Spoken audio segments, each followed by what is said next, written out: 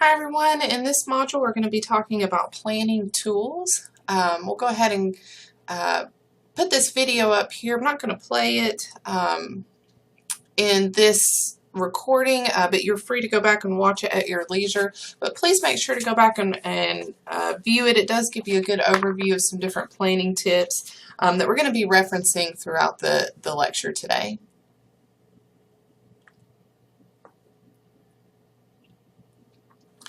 Now, there are two broad plans or two broad types of categories of plans that you're going to be using throughout your career. One of those are repeat use plans, and these deal mainly with policies and procedures, things that you've encountered in the past that you've kind of had to set up a policy for, so you do use them over and over again. The second type of category are your single use plans, and these are more for your overall projects and budgets, things like that that you use once and you're done with. You kind of discard them after you use them.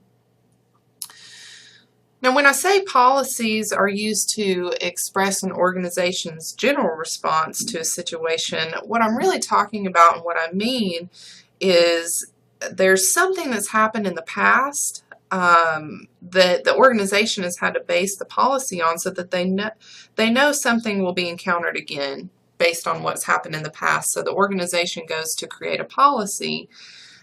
So how you can relate this back to maybe a personal experience of yours, think about our syllabus for the course. There's different policies set out in the syllabus that are important to note.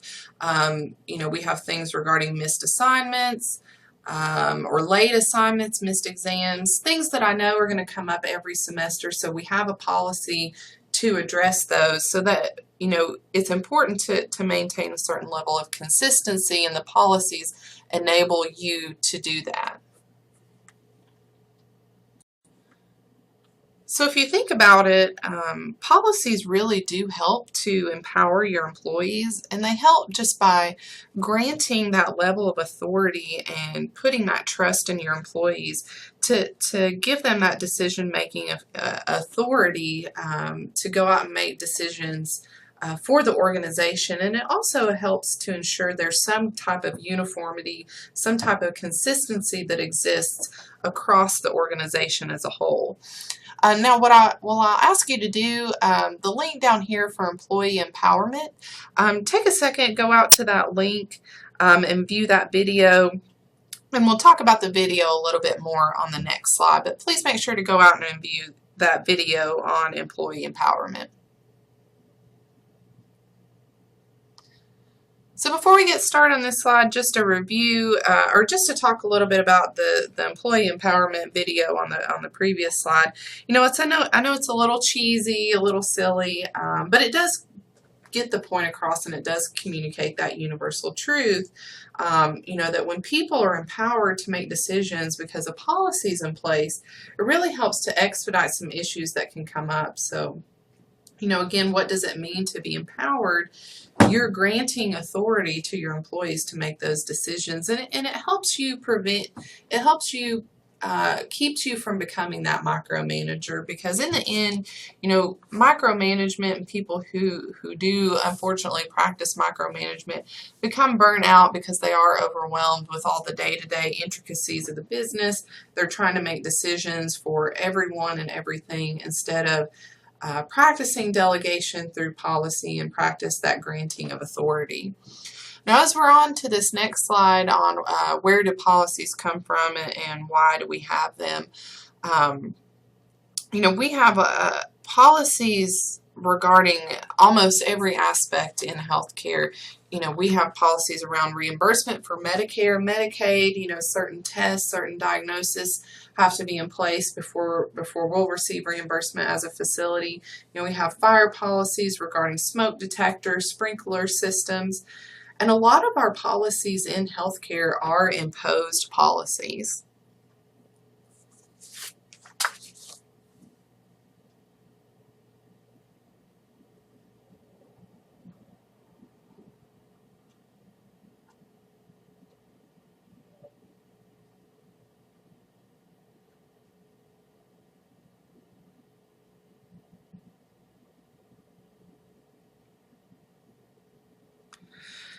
So guys, I know I can almost guarantee that when you start your career, you are going to have some things that come up that are not going to be addressed in a policy, mainly because about 95% of what you're going to be doing in that administrative role in healthcare in particular is going to be dealing with people. So think about what we've talked about over the past couple of lectures.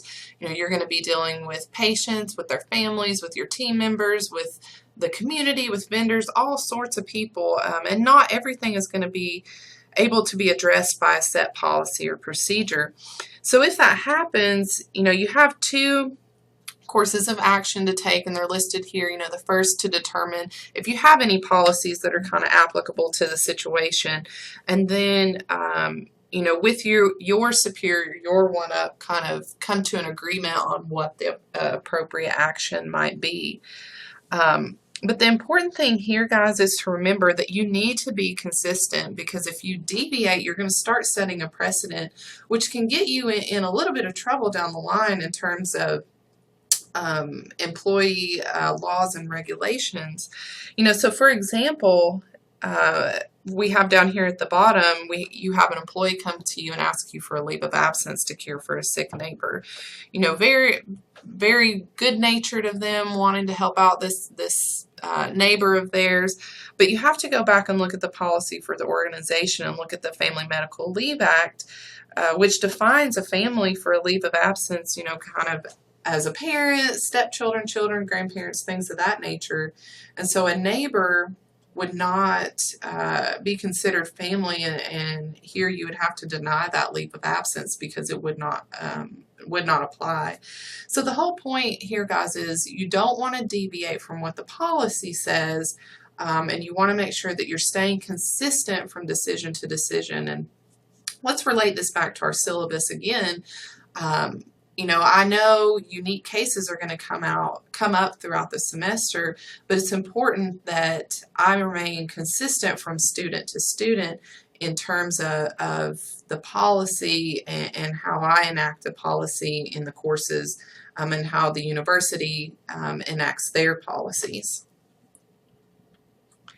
So an appeal policy, like it says here in the scenario, you try to get some type of exemption.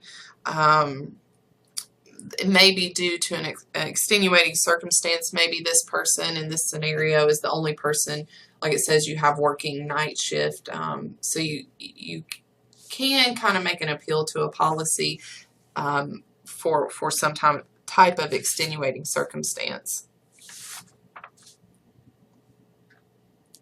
So we move on to procedures, and these come after policies. So it goes policy, procedure, and they really list and detail out how you need to carry out the policy overall.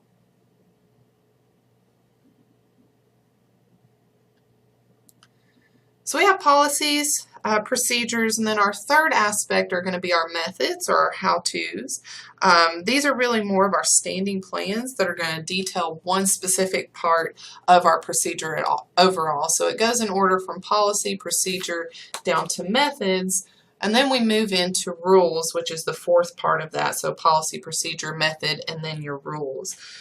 Your rules are very important in terms of detailing out the actions that are either required or forbidden, and it helps you as an administrator and you in that managerial role to make things more black and white, to kind of take the gray out of the situation.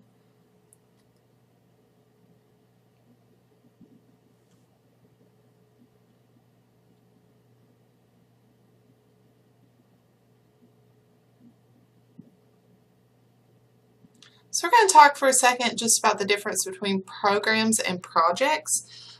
Programs are more, when you think about a program, I want you to think about it's more single use, it's specific to the organization, a little more complex, and you have an activity that's used once and then generally discarded. So our examples here, we have, either some type of awareness program, or maybe we have a facility that's wanting to add in an assisted living facility within its system.